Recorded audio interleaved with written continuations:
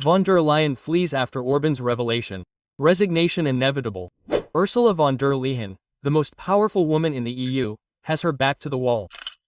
Chaos erupts in Brussels after a shocking revelation by Viktor Orban, the Hungarian Prime Minister. Is this the end of her reign? Is her resignation now inevitable? Stay tuned, because what we're showing you today is something the mainstream media doesn't dare to report. This is a political earthquake, and we're exposing the truth with a perspective you won't get anywhere else. Here we go. Picture the scene. The European Council, a room full of heads of state deciding the future of Europe. The occasion: Hungary's veto of new funding for Ukraine. But what starts as a diplomatic debate turns into a tribunal against Ursula von der Leyen.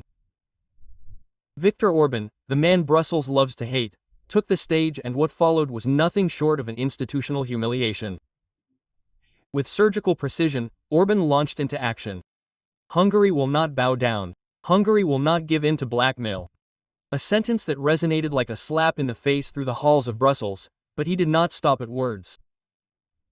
Orban made public documents, spending plans for Ukraine funds, which he called opaque, ideological, and dangerous. Figures, data, facts, everything was on the table. And while von der Leyen tried desperately to regain control, her facade of inviolability crumbled. According to internal sources, von der Leyen stormed out of the room in a rage and accused Orban of sabotaging European unity. But Orban countered with a mocking smile. "We are not here to applaud decisions that have already been made. We are here to defend the interests of our people." Quote. He accused her of wanting to turn the EU into a superstate in which the cens is not tolerated but suppressed. A serious accusation that struck like lightning. But it went even further.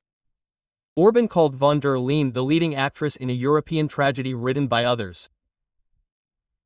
A direct public humiliation in front of the cameras, which the Commission president could only accept in silence.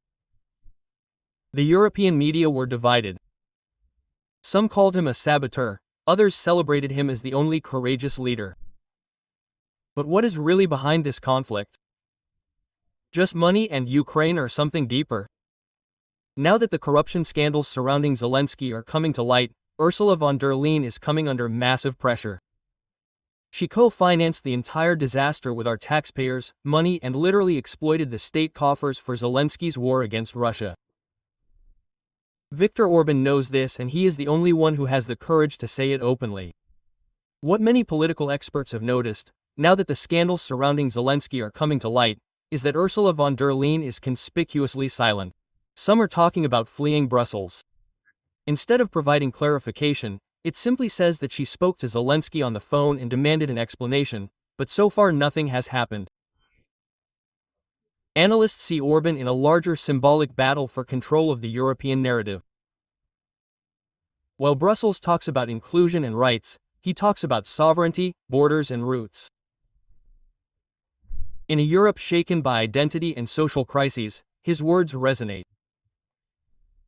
It is no coincidence that more and more leaders, from Meloni to Le Pen, from Fico to Salvini, are speaking similar language. Orban is not just the prime minister of a small Eastern European nation, but the symbol of a division that runs through the entire continent. At the end of the summit, there was no result. The funds remained blocked. Hungary maintained its veto, and Ursula von der Leyen returned to Brussels with yet another diplomatic defeat. But this time it was not a silent defeat.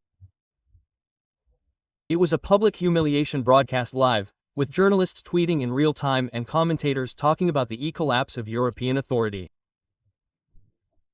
But that was only the beginning. The mood in the European Parliament was running high. Europe Day 2025 will go down in history as a turning point. An AfD member took the stage and thundered, "You have betrayed democracy, disempowered national parliaments, and put Europe in the hands of bureaucrats and corporations." The room erupted. Romanian MP George Perea accused her of a slow-motion coup. Suddenly, von der Leyen, who had previously been considered unassailable, was in the crosshairs of an institutional uprising. And then came the climax. Viktor Orban made the walls of Brussels shake.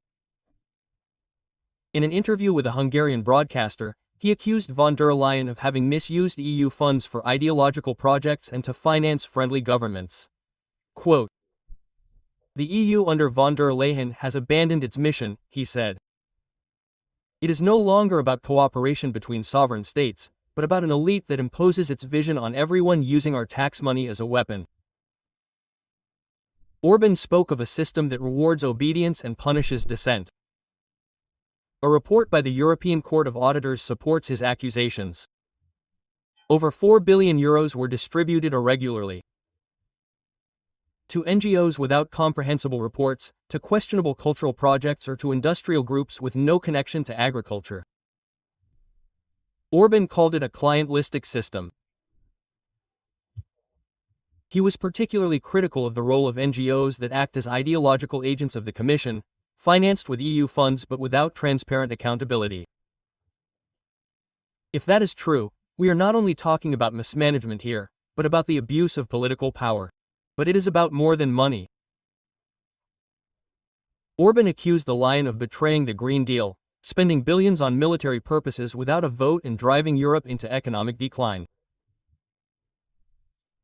"They have sucked Europe dry," he said. "Corruption is institutionally anchored at the top of Europe." Even the magazine Politico, no friend of the populists, called her reaction an empty, evasive maneuver. The myth of her inviolability is shattering, and then there's the so-called Pfizer Gate. What do the missing text messages between von der Leyen and the Pfizer boss say? Nothing, she says. No evidence, no explanation, just denial. The EU court has ruled. Von der Leyen has violated transparency rules. The rumor mill is churning. Some say she fled to the US to coordinate with Big Pharma. Others speak of a tactical retreat. But the truth is, she is suddenly nowhere to be found. Escape or cowardice? The citizens of Europe have a right to answers. The allegations against von der Leyen are serious.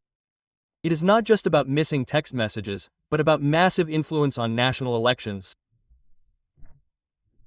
In Poland, the PiS party, which was legally entitled to EU funding, was denied the money, while left liberal NGOs were fed millions to launch social media campaigns for Donald Tusk. Same thing in Romania. Evidence of illegal interference in the presidential election campaign is mounting. If this is true, we are talking about deliberate manipulation of democratic processes by the head of the EU Commission. Let's not kid ourselves, folks. The problem does not lie solely with Ursula von der Leyen. She is just the tip of the iceberg. The real problem is a system in Brussels that has become alienated from its citizens. An apparatus that handles billions, makes laws, bypasses national parliaments, and is accountable to no one. Last year alone, the EU Commission distributed €15 million to selected NGOs with a clear political agenda.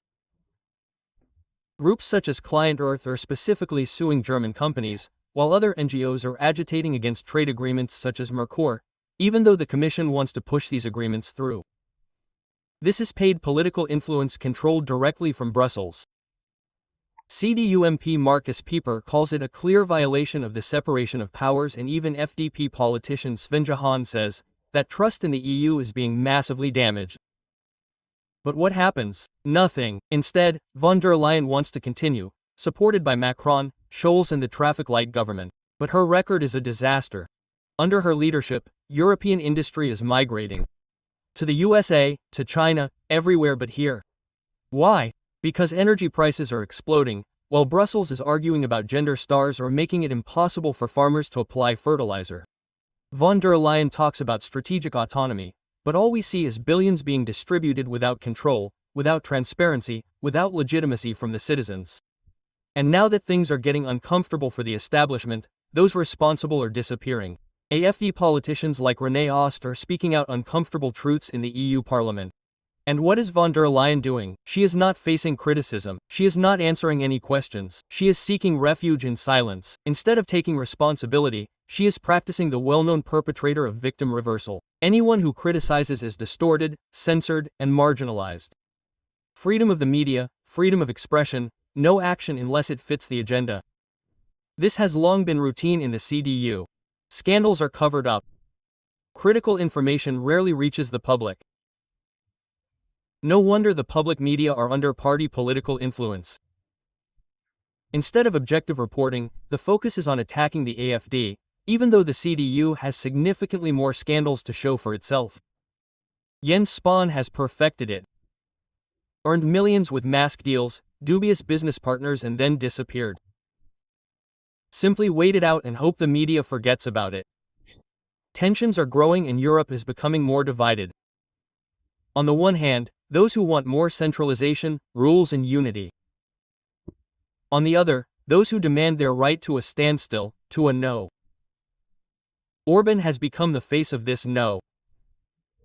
Every attack, every sanction, every criticism makes him stronger, transforms him into a political multi-door for his supporters, and he knows how to provoke and portray himself as a victim of European arrogance.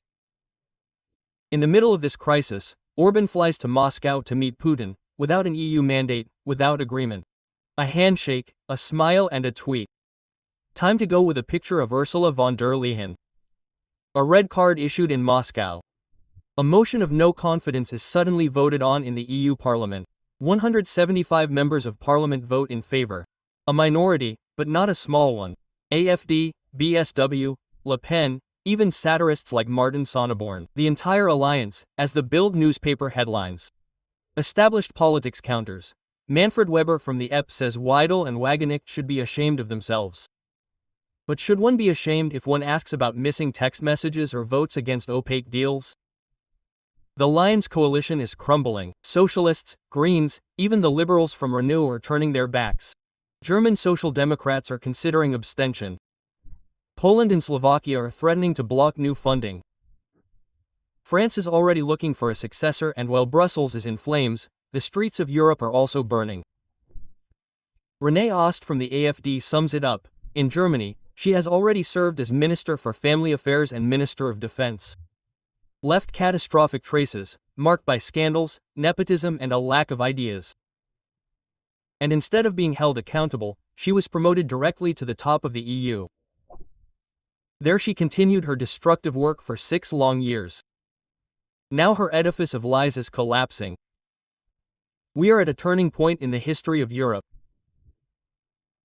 The era of out-of-touch technocrats, opaque deals, and ideologically blinded elites is coming to an end.